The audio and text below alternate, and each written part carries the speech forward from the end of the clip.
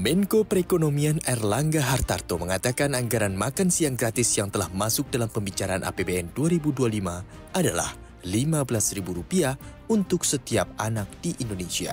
Meski belum mengungkap total besaran anggaran makan siang gratis di tahun depan, namun Airlangga menyebutkan anggaran makan siang tersebut di luar program susu gratis. Menu makan siang tersebut diserahkan kepada masing-masing daerah. Sementara itu, program makan siang gratis diperkirakan akan membuat defisit APBN untuk tahun 2025 akan naik.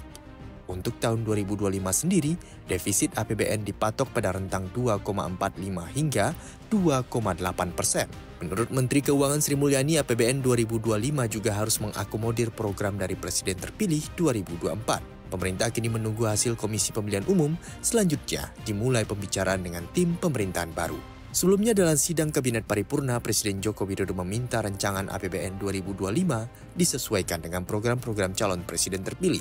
Jokowi menyebutkan, rencana kerja pemerintah dan kebijakan fiskal menjadi jembatan untuk menjaga keseimbangan pembangunan dan mengakomodasi program presiden terpilih nantinya.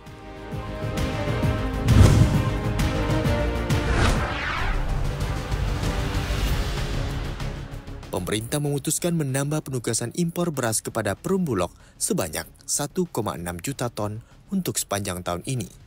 Sebelumnya, Bulog ditugaskan mengimpor 2 juta ton beras untuk pelaksanaan tahun 2024. Namun, Bulog juga masih harus merealisasikan pemasukan 500.000 ton beras impor bagian dari penugasan tahun 2023 yang mencapai total 3,5 juta ton. Dengan begitu, beras impor yang akan masuk ke pasar RI tahun 2024 bisa mencapai 4,1 juta ton.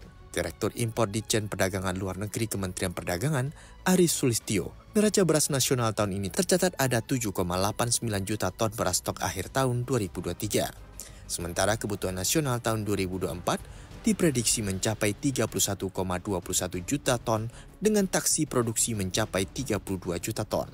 Produksi ini dikhawatirkan kurang untuk memenuhi kebutuhan anggaran akhir tahun. Apalagi BPS telah memprediksi ada potensi defisit 2,82 juta ton beras di periode Januari-Februari 2024. Sementara itu harga beras di pasaran masih terpantau naik pada awal pekan.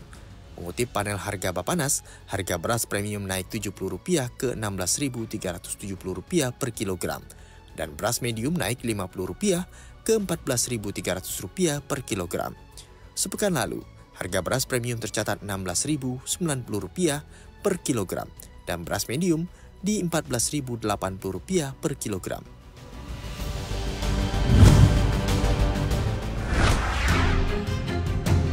Presiden Joko Widodo menetapkan target pertumbuhan ekonomi Indonesia pada 2025 di rentang 5,3 hingga 5,6%. Menteri PPN dan Kepala Bappenas Suharso Manoarfa menyatakan target akan dijadikan acuan untuk mengejar target pertumbuhan ekonomi yang tinggi. Sesuai rencana pembangunan jangka menengah nasional 2025 hingga 2029 dan rencana pembangunan jangka panjang 2025-2045 yang di kisaran 6 hingga 7%. Selain target pertumbuhan ekonomi, rencana kerja pemerintah 2025 juga menargetkan rasio ketimpangan sekitar 0,37, indeks modal manusia di level 0,56, dan defisit APBN di kisaran 2,48 sampai 2,8%.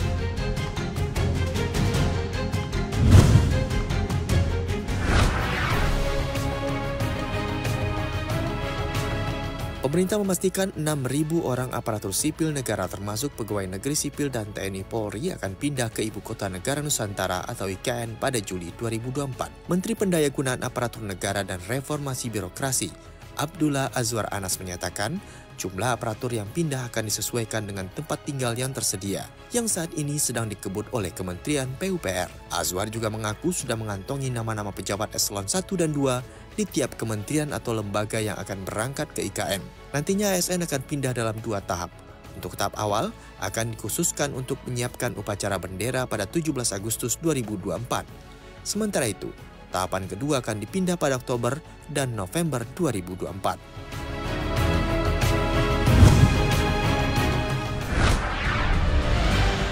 Arab Saudi dikabarkan menemukan ladang gas raksasa.